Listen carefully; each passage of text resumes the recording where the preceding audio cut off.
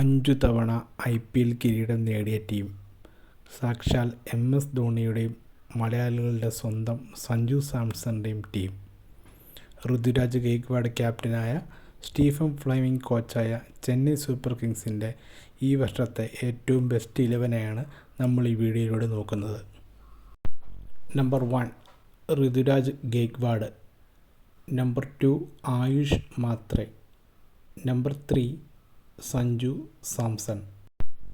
Number 4 Kartik Sharma. Number 5 Dewald Brevis.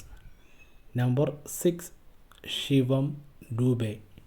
Number 7 Prashant Veer. Number 8 MS Dhoni. Number 9 Noor Ahmad. Number 10 Nathan Ellis. Number 11 Khaleel Ahmed. ഇനി impact player ഉണ്ട്.